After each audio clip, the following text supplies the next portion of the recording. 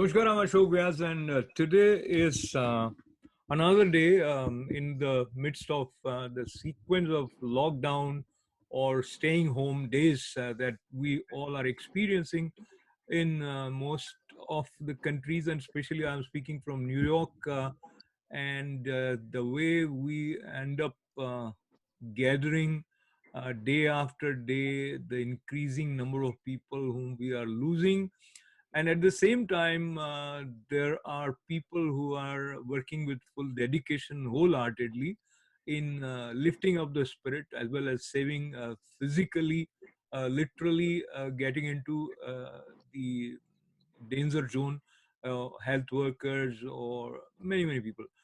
And all these things that are happening, the world is emerging as a global village through a virtual reality. And today, as I speak to you, I take this opportunity of welcoming Devanshi Kapadia ji.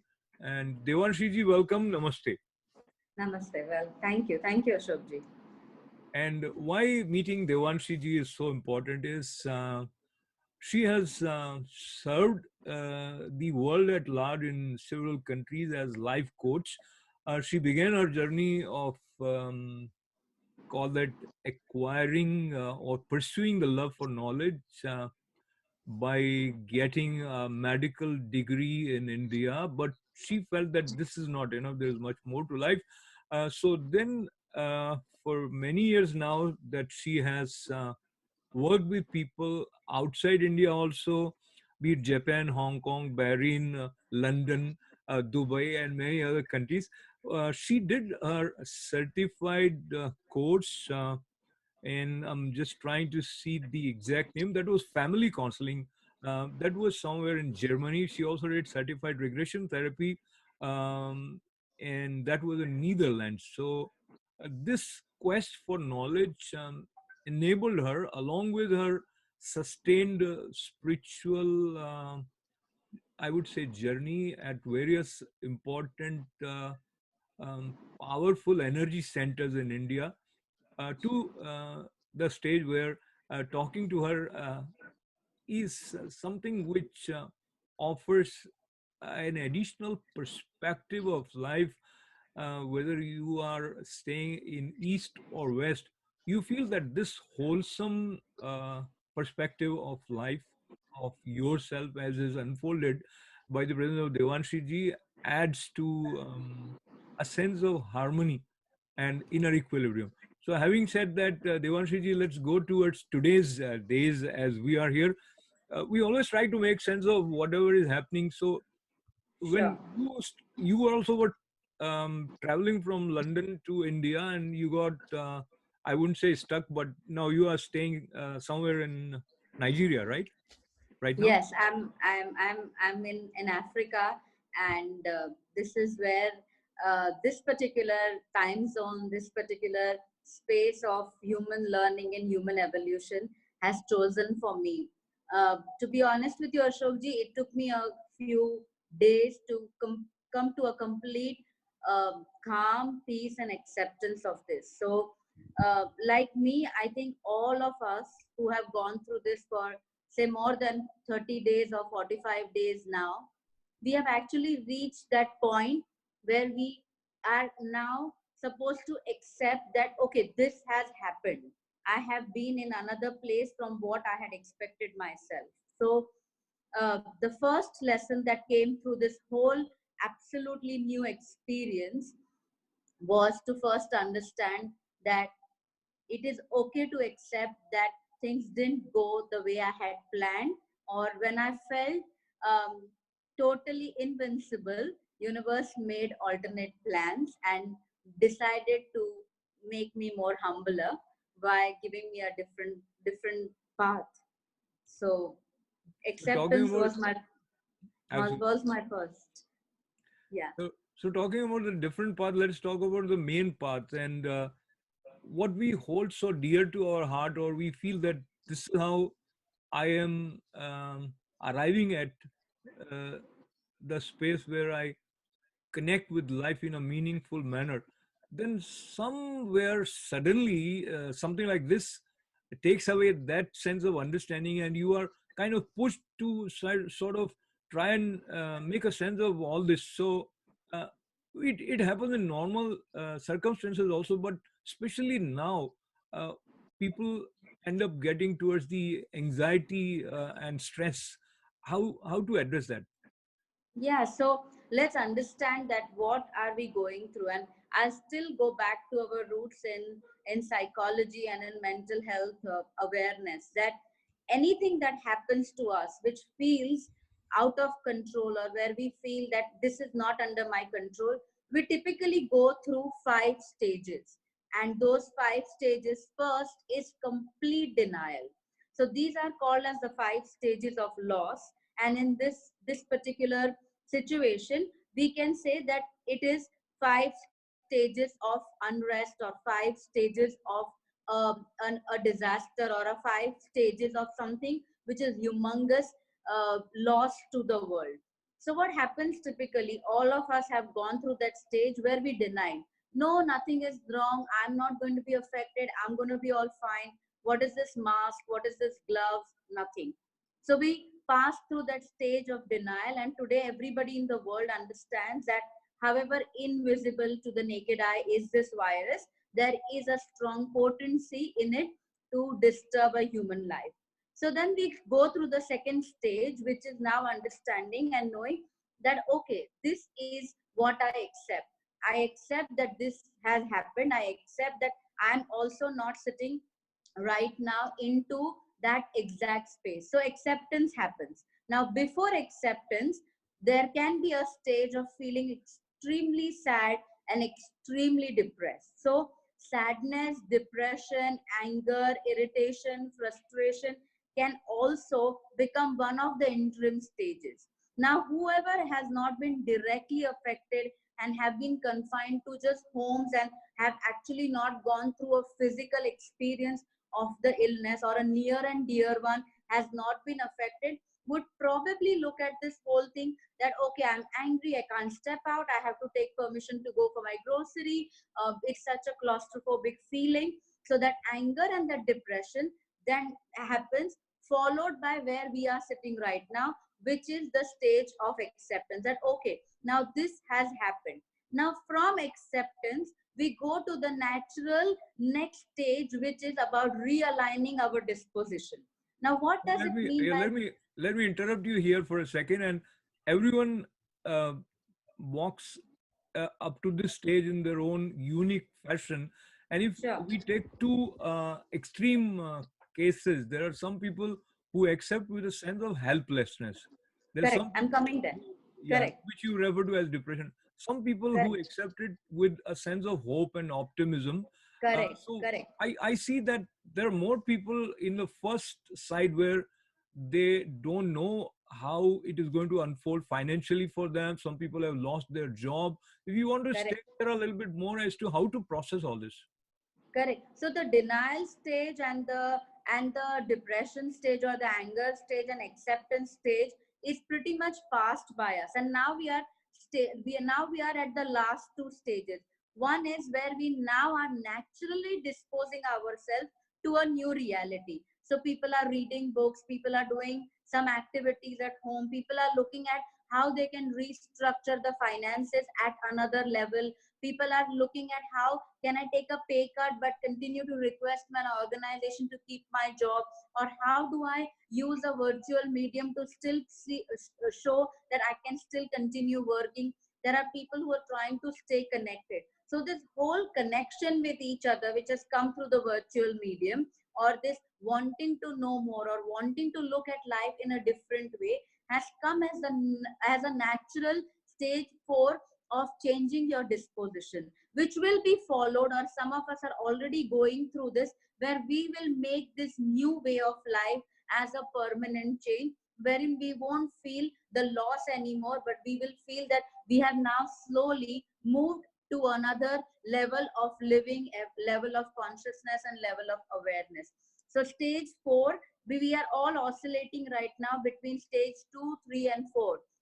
The faster we get out of stage 2 and we come to stage 3, the faster we are going to allow the spread of the whole thing to subside, because we'll be so self aware by this acceptance that has come in. And then we'll go and look at alternatives about how I can remodulate my life. Like, what will be the natural outcome? People will decide to do essential travels. People will decide to always look at money with more humility, and by conserving money, people will now realize that nothing is in a state of permanency. There can happen one day where the most busiest cities of the world can be under complete lockdown. So there is a lot of progression happening in the way where each individual is looking at life. So it has come to us as a big loss, but we are all slowly moving towards stage 4 and stage 5. And it's my request to whoever is listening, if you still feel that a part of you is in stage 2 or stage 3, then it's time to allow yourself to involve yourself into something which would change your perspective and change the way you are looking at things. So the way you look at things, it becomes a little bit simple when you have, if I say the word label, or if you have defined stage 2, stage 3, but you also said that we are oscillating between these stages. I would say Sure. that all these stages are fluid in some way. Absolutely. And in your various webinars, and you have connected with people across the globe, and you have talked about what cosmos is teaching us through a sense of isolation. And Correct. we have always appreciated hugging each other, or so now there is social distance, and Yes. you want to socialize, but now you cannot go out.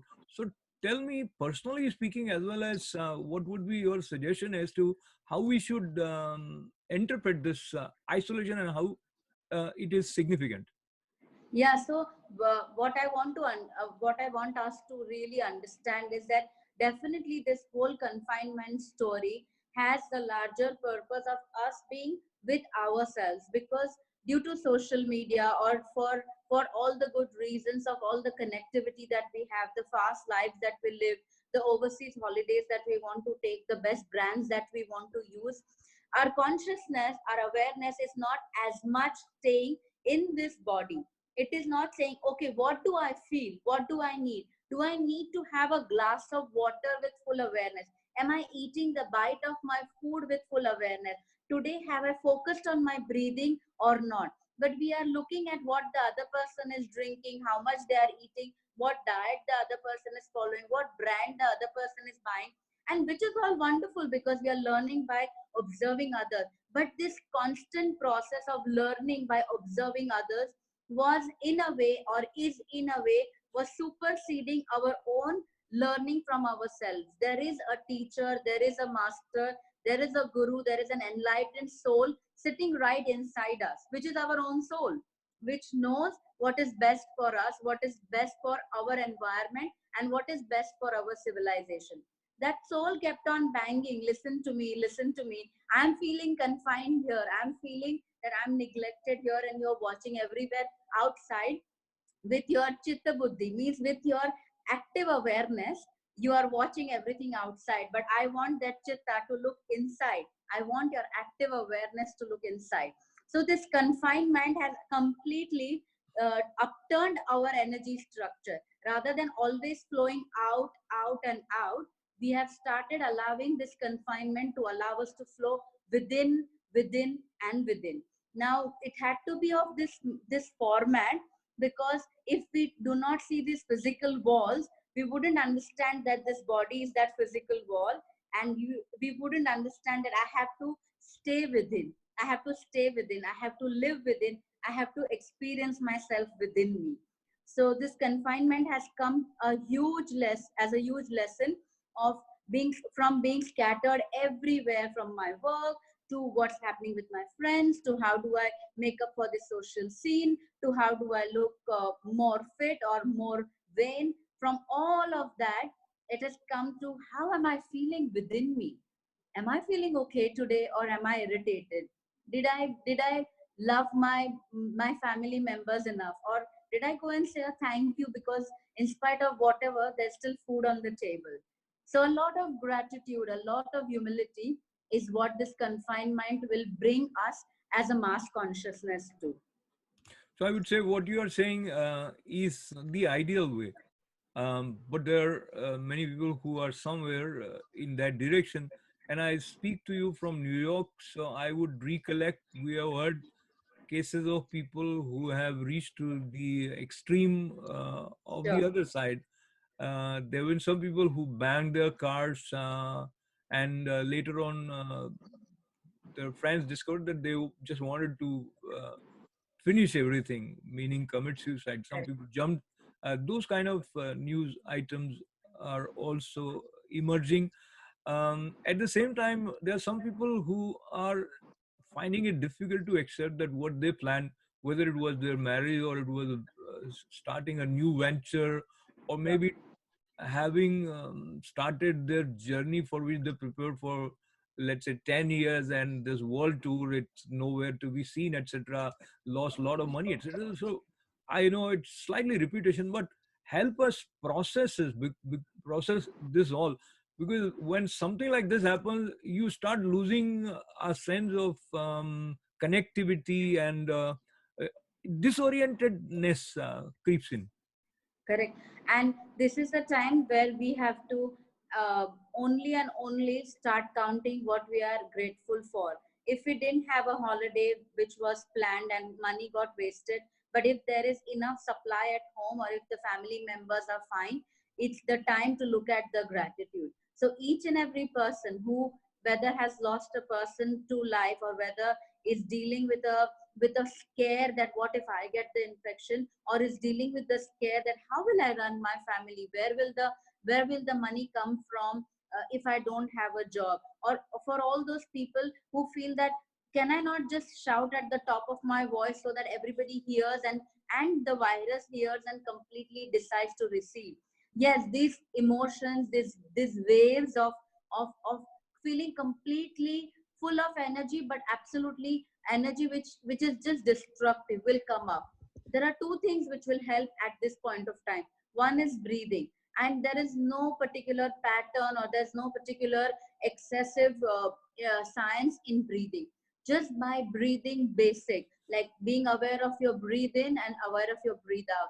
When you breathe in, you are aware. When you're breathing out, if you're aware, because breath is what is keeping us right now as sane as possible. So all those who are staying so disconnected with the breath are going to feel more ungrounded, more irritated, and more flustered. The moment you start breathing, suppose you hear of a family member, it's still time to take a pause and to breathe, because you have to breathe in this information which probably is very toxic for you to digest at this point of time, but breathe into it. And second is the best time to learn gratitude for every little thing that is still running, that is still intact, that is still provided. If gratitude is learned at this point of time, your whole consciousness, our whole human race as a consciousness will really step much, much further. I understand that there are healthcare workers who are working relentlessly. If we can't thank anybody else in our minds, to all those millions of healthcare workers who are doing the service, just feel gratitude for them. And this gratitude itself will ground us back to Mother Earth, will bring us back to a state of calm. So, breathing, not deep breathing, not hard breathing, not any fancy breathing, but just calm breathing in and breathing out, and having an emotion of gratitude, having the attitude of gratitude will really bring us to perspective. Even if we don't learn big lessons, it's fine. If we learn breathing well and breathing enough and being in gratitude, that's going to help us propel forwards. So moving forward with a sense of gratefulness and gratitude, and I recollect you mentioned somewhere that if everything is in a sense of internal equilibrium, then breathe in and breathe out seven times, morning and evening, and spread a sense of peace and love. Talk to me a Yeah. little bit more about that idea, and I think it is doable for by everyone. Yeah, sure. So, what do I mean by practice aware breathing or practice balanced breathing of breathing in and breathing out. Like, don't have to count it and do it, because the more you are engaging your conscious mind, the more you are allowing all the other fears, thoughts, negativities also to enter. And breathing is a very autonomic process in the body. It's a very automatic process in the body. So when we breathe in and breathe out, automatically our body fluids, automatically our sense, all the other hormones in our body will start calming down. Automatically the lactic acid from the muscles will start reducing. Automatically that stress that we are creating by clenching, by being angry, by being upset, will start mellowing down. And the breath will just help better blood circulation in the body. Now, a person who is not having stretched muscles, a person who is not having all the stress hormones in the blood, and for a person who is now breathing enough oxygen and allowing the lungs to empty equally, it's going to have a very, very calming effect on the mind. And when the mind is in a calm state of mind, natural, progressive, positive creating ideas will appear. That one thought, that how am I going to manage after this, will now suddenly slowly be taken up by another space, that oh, maybe I can do this differently. So by breathing in, you're not just stepping into the calm process of calmness, you're not just stepping into the process of positive immunity, you're actually processing into solution. You're breathing your solution in and allowing the problems to breathe out. So solution comes in and problems are leaving the body. So that is the whole process of so much insistence on breathing. That's beautiful. Breathe in, breathe out. It you make it appear like a child's play, and I like it because so you breathe in and you breathe out, and the problem is gone. I wish it was so magical for everyone. It could be, I don't know, but let's talk a little bit about that space which causes a sense of conflict, or the way we respond to what is happening around us creates additional tension. Let's begin with home. So now that people are sharing the same space, they are in the same under the same roof for extended period of time. So many husbands would feel that now they don't have that luxury of going away from home. The same might be true for wives also. Uh, how do you think we should read the or understand the lesson in it? Yeah, so definitely, like I told you, that this is a space of acknowledging how each and every person in your family has a distinct role that they are playing. The way we are microscopically watching each other's actions. Where is the towel kept? Where are the slippers kept? And when is the breakfast plate being lifted from the dining table? We are watching everybody very microscopically, very minutely. Now this has to be with a sense of awareness that this is the way I perceive this person for so many years of my life, and now I come to know that there are other finer aspects of it, or this person whom I married 25 years ago has evolved and become a different human being. It's the time to actually start talking or having one-on-one conversations with each other, and acknowledging that yes, through the whole rush of life, we have missed on time, we have missed on connection, we have missed out on speaking about so many things. Now being aware that if anybody has an episode of burst out, or just having an explosion because they are not able to contain themselves with all these people around, at that point of time just allowing that person to have a cathartic experience, that let it out, let it go out of your system. And slowly slowly, as this releases and as this happens a few times, that is a time to establish very strong bonds of communication through talking. Whoever initiates the communication, um, whoever, whether it's the husband or the wife, whether it's the father or the child, whether it's the grandparent and the grandchild, it doesn't matter. This confinement time has the best resolution through communication. Well, if you feel that you cannot communicate, start with a small letter which or a note which you leave for the other family member to their most accessible area, that oh, can we meet at so and so time with a cup of tea and talk with each other heart to heart. So communication and allowing the other person to not always be perfect or not always perform, but have their own burst out moments also, but also strengthen communication is the best suggestion for this moment of time.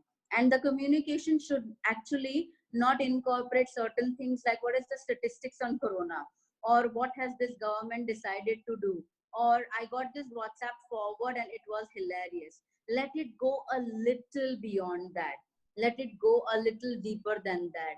That probably this happened to me, that happened to me, or this is what I was coping up with, and how this is overtly changed. Let your truth come out in the communication. Let this be a time of honest communication. Honestly speaking, the communication has multiple layers. At the same time, as we exist in this human form, there are various orbits which are relevant, and yet they have the distinct place. So we talk a little bit about family. Let's talk briefly about two, three more orbits, as I term that. In terms of the work situation, many people are working from home, and there is a lack of palpable feel of oneness among different employees. Employer and employee also have a kind of area of little distrust sometimes, and some people are on furlough, so they are not getting paid as they were getting paid earlier while they were going for work every day.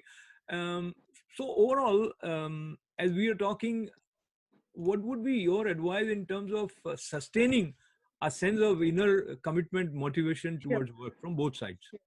Sure. So, if I have to say that how is this whole situation right now? It has pushed us into a phenomena called as lack. We are right now in either in lack already. If our money has already been lost through the stock market, or if the money has been lost by the cut of salaries or job, and secondly it can also be just the fear of it, that I right now I'm all okay, but when will this end? And by the time it ends, how many resources of mine would have already vanished? So whether there is fear or whether there is sense of lack, the most wonderful thing to do for yourself would be to say certain positive statements, because for the mind, when as soon as you close your eyes, for your mind everything is in the form of pictures, everything is in the form of metaphors. So right now the metaphor for the mind is fear and mass destruction and lack. So that is the metaphor we are feeding our mind.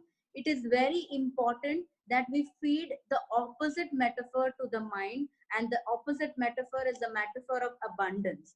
Now whatever feels abundant to you, whether it's best piece of jewelry, or it's the best watch, or whether it's something very beautiful which you have bought for yourself, or it's the photograph of a beautiful travel that you have done, doesn't matter. Everything that reminds you that life is abundant, or life was graceful and life was abundant, let it start flowing into you again. Now the mind does not understand that this image is of the past, or this image was once upon a time. For mind there is no time. For mind this is the image, and I believe in this image. So all the people who are in absolutely gripped in the space of lack, or in the space of feeling that how will I cope up, or having fear, the best way is to connect to any metaphor which means abundance to you. Whether looking at your children means abundance, then look at them more often. Whether looking at a beautiful certificate that you got for an achievement in work, look at that and make it obvious. Doesn't matter what makes you feel abundant. Nothing is big, nothing is small. We are not weighing it in that aspect. We are weighing it from that metaphor. What are you feeding the mind? So feed your mind with abundance and allow the lack to slowly dissipate. Feed your mind with abundance. I just repeat this line: feed, feed your mind with abundance. And when we say it with a sense of joy, you actually feel good about it. But Yeah, what we are, and but what we, only don't feel abundant in food. As far as food is concerned, please try and keep it to the minimum. If anybody has abundance related to food, it's time to check it, and it's time to just take 1/10 of what you actually would love to fill your plate with, then put the next, then put the next, and try and fill yourself up by the time you've eaten 60% of your original intent. So apart from food, feel abundant for everything. So don't feel abundant about food. That suggestion is not very very pleasing, but it could be useful. So there are certain things which are not very pleasing, but they are useful. And uh, based on what we are consuming in the form of news and different discussions that are happening, sometimes our acute sense of helplessness is intensified by the kind of discussion that is happening, whether it is India or America.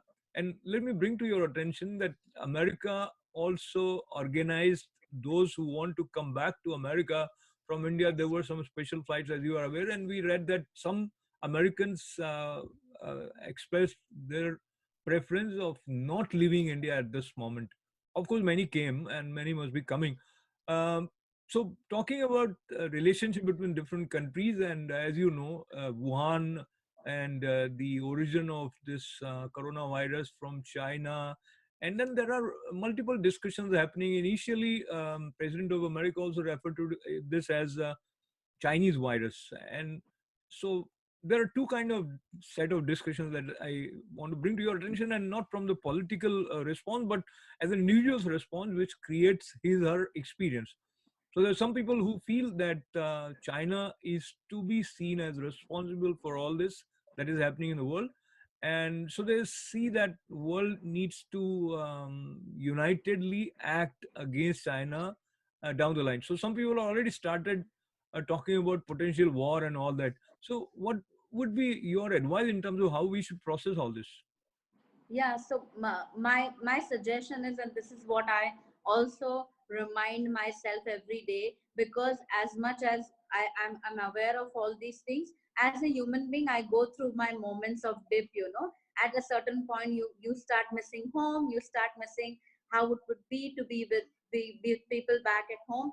And then when anger comes on projected on a particular person, or on a particular country, or a particular group of people, then I remind myself that as a child I felt so angry when my teacher gave me an exam paper, especially if it was surprised, if it was a surprise test. So I understand that we want to put this whole, um, however we say, responsibility, or however we want to put it, on a particular group of people.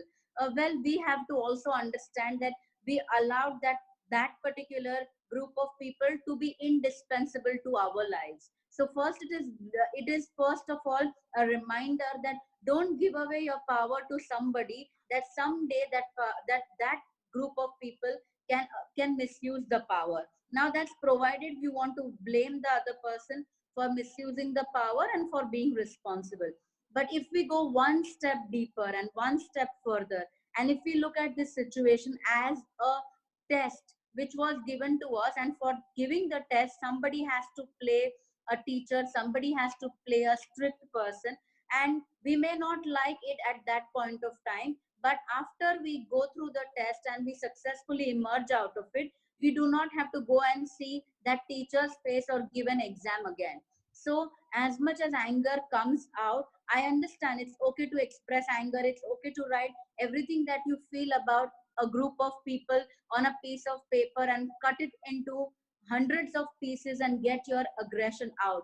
But at the same time, you have to keep reminding ourselves, we have to continuously remind ourselves that somebody has come as a very strict teacher in my life. Somebody has come as a very strict teacher for us to understand that life is fragile, life is very, very vulnerable, life is very, very precious. So we have a way of being absolutely arrogant and angry and pointing fingers, or we have an option of saying that, okay, you have subjected us to a very, very strong test, and it's going to be taking a huge toll on us, but we'll emerge successful out of this very, very fierce test. So we have to think that where at this point of time, where are we ready? If we are ready to blame and to put the responsibility on another group of people, then we have to also take responsibility that I allowed this group of people to be indispensable to me. And if you are not in that space and you are in that space of going through this with more awareness, then tell yourself that this is a lesson, this too shall pass. This too shall pass, and what is passing is also teaching us how we relate to, not just with ourselves, not just with people around us, but also with nature. And we have seen from various sources, the rivers are cleaner, be it Ganga or Jamuna. There are people who have shared images from Jalandhar that for the first time in the lives of generations of members of their family, they could see Himalayas directly from that city of Punjab. So, talk to me a little bit, Devanshiji, about our reorientation with respect to relationship with nature. This is about first understanding that nature is powerful and nature is power. And imagine a huge group of people or a huge massive technology will be needed to clean a river which is so important to human beings, human civilization, but it has been dirty.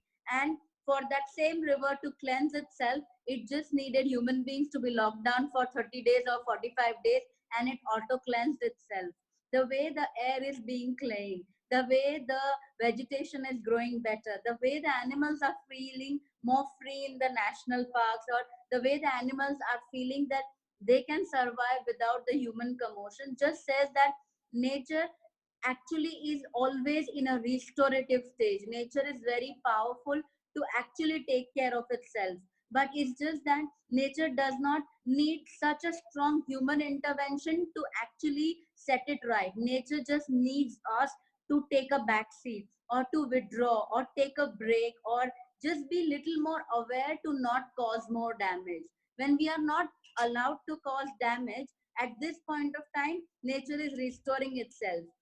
So the lesson out of this whole journey with this mayhem around the world will be also that the power of restoration in nature is incredible, and our incredible efforts are just to keep stopping it from restoring itself. So every few months, every few weeks, if we make a conscious choice of not creating certain pollutants or just allowing our immediate nature to heal itself, I think it will bring about a massive restoration worldwide. So we have to be thoroughly observant of how powerful is this nature around us, and how we take that power for granted and we try to destroy it. Well, we have to understand that nature still wins the race.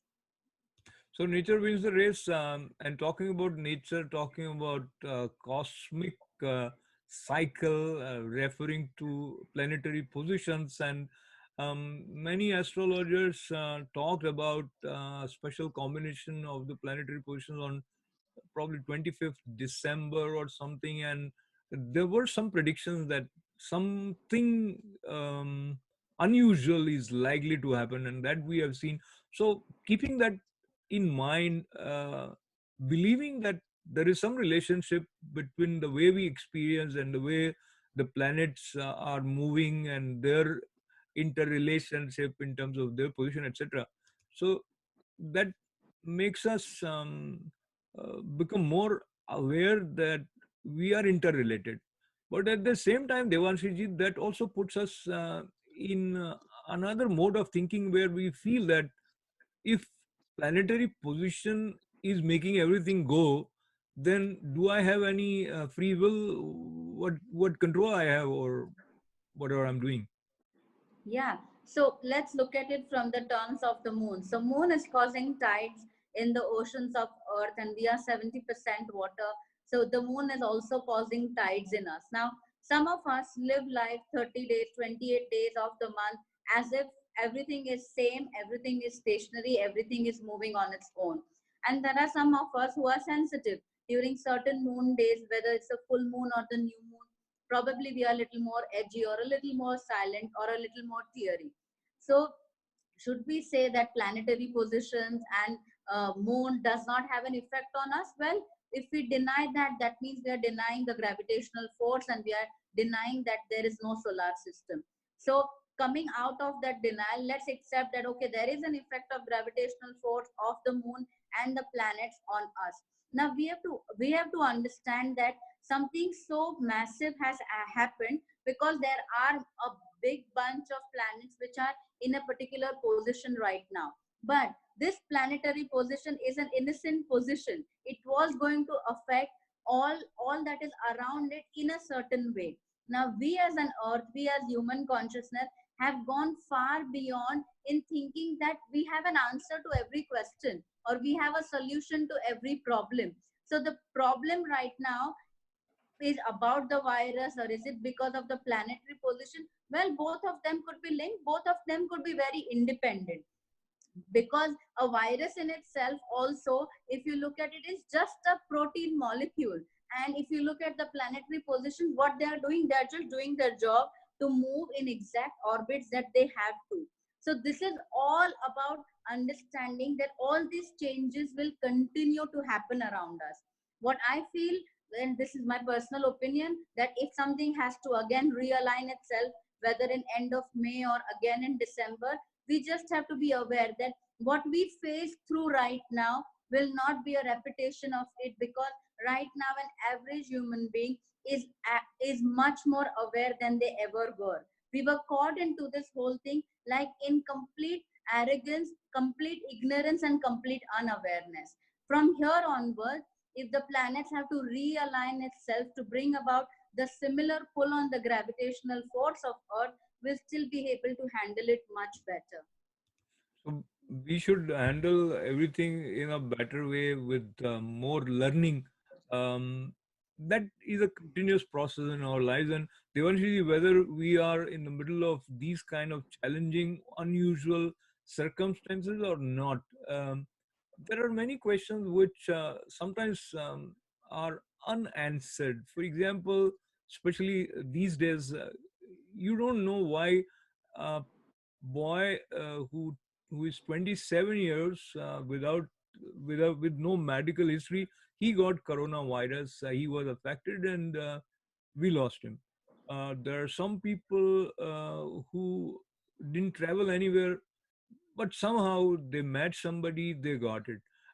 What I'm trying to say is there something to do with our previous lives? And you talk about metrics sometimes. So in the context of what we are collectively experiencing, do you see it has some thread related to um, each soul's journey in the Yeah, yeah, context of absolutely. multiple births? Sure, sure, Ashokji. So, focusing from the macro reality of Earth, if I have to focus on the micro reality of an individual, what will that individual go through will be determined by say two or three factors. One is what is their emotional state, because emotional states are directly responsible for neurotransmitters and hormones in the body. Now, the neurotransmitters and the hormones in the body, or the immunoglobulins in the body, are the fighter cells of the body. If there is an emotional state of anger, depression, suppression, even before this virus had happened, because of your own personal circumstances, if this has happened, then for sure, definitely, you are going to have a compromised immunity. And no matter whether you're 27 or you're 47 or you're 87, this virus will contract. And people who are feeling lonely, people who have been feeling suppressed, people who have been feeling as if they are victim, are the people who are getting maximally affected. So I've been talking to a couple of friends that what are people generally talking when they have the virus, what is their answer. Or I saw a few videos about some patients making their own videos and posting. Well, there is a state of victimhood which is very predominant in this people personally, which is going to in turn affect their immune system, and definitely they will be susceptible to a disease like this. That's the first factor. A second factor, like you asked me, whether it's something to do with your karmas from another life, or whether it's something to do with the matrix of life, which is the extended karma of the family, or which is the extended karma of your ancestors. Well, all of these will definitely play a role. So if in your soul journey, if in your history of consciousness, if there is a possibility of you wanting to experience vulnerability, victimhood, wanting to experience what it means to be not at fault and yet be suffering something. So then if there anybody has a magnet of suffering through their past life karma, then definitely they are also very strong, very strong potential for attracting something like that. And similarly it was for the world wars. Whoever was victimized in the world wars, whoever were the soldiers in the world war, whoever got either injured or killed into the world wars, also had to do with something which they were carrying in their own energy, in their own karmic story, where they had to feel wronged, they had to feel. Now how should the other person respond to this? Well, if a person is going through treatment, just let them be aware that the strength lies within you, and you can change your story, you can change your history. The suffering can be 1 minute or it can be for a lifetime. Time doesn't matter, you just have to experience that suffering. So that's number two. Number three, also, it is affecting people who are having a lot of trauma from the childhood. So if there are people who are living, who have come from traumatic childhood, traumatic past, are actually at that point of time right now where they are feeling even less supported, or they're feeling as if they have been stranded, or they're feeling as if they have not been taken well care of. So if those people can actually once again connect to their parents, connect to their siblings, and just have a healthy conversation. Hey, how you feeling? Are you feeling okay? I send my best wishes to you. I send my love to you. So at this point of time, if some part of your childhood story, some part of your family story can be healed, then by self awareness, then it will definitely solve the individual story. So whoever is feeling at an individual level effect of any of this, whether the direct virus or whether somebody in the family, definitely you're going through these three processes simultaneously. One is some childhood trauma, another is one lesson that you have been subjected to learn through this lifetime, through your karmic backlog, and the third one could be the suppressed immunity because of a negative emotion that you have been harping for, say, 8 years, 10 years, 15 years, long standing. So change your story. Very simple. I just put it in slightly jovial, lighter manner, and that opportunity is unfolded for us by these unusual circumstances. And as we move towards the concluding part of our conversation with Devanshi Kapadia ji, who is a life coach, and she's serving in this virtual world across the globe on her way from London to India. Right now, she's talking to us from Nigeria, and I want to repeat that she's also certified family counselor practitioner, as well as certified regression therapy practitioner, and all that she has learned has helped her help many people. And as we conclude this conversation with lots and lots of thanks to you, Devanshi, in these days, once you compose yourself on your way back home at Nigeria, and you started connecting with people across the globe, you got to hear from many of them about their concerns. And sometimes, even though one feels that one has known everything, but probably these special days has brought a new lesson for you individually. What would that be? Yeah, my individual lesson is again to keep myself in a state of alignment, to not get anxious, and when questions start bombarding, that what to do about stocks and what to do about a family member, then it's always about every message of fear reminded me that I need to be less fearful. Every message of fear reminded me that I have to just wish that my parents, my family back home, they are safe, they are fine, they are well taken care of. honestly, Ashokji, this space has given me a intense introspection about my faith and my trust, because in this space where I am, I have to extend faith and trust, and for that I needed to first build it fully for myself, because unless and until I felt that I'm fully in trust that this all will be here for a while and it will also move on, bringing us into a better space, I couldn't have extended that faith and that trust to others. So it's taken me a lot of introspective moments, and I'm continuing to work on my faith and trust with every possible moving day, that okay, this person will be fine, my parents will be fine, I will continue to be safe, there will be a plane which will eventually go from Nigeria to India. So these kind of faith building uh, faith building statements or faith building affirmations is really helping me continue on this path. I'm reminded of a song from film.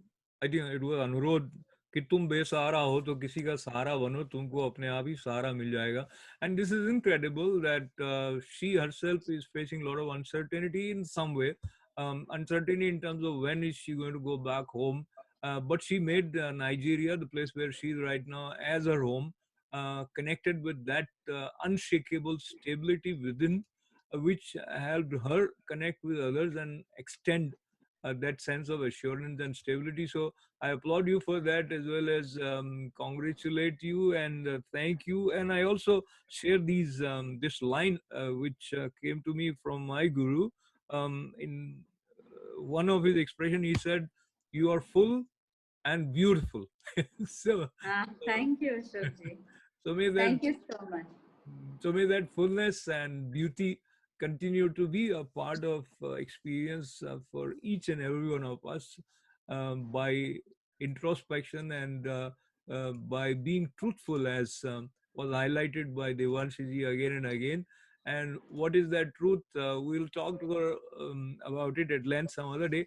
But once again, those who joined us, I want to thank and extend my good wishes and gratitude for their presence. And Devanshi, thank you very much with lots of good wishes. This was Thank you, Ashokji. Thank you so much. Thank you. no. Thank you.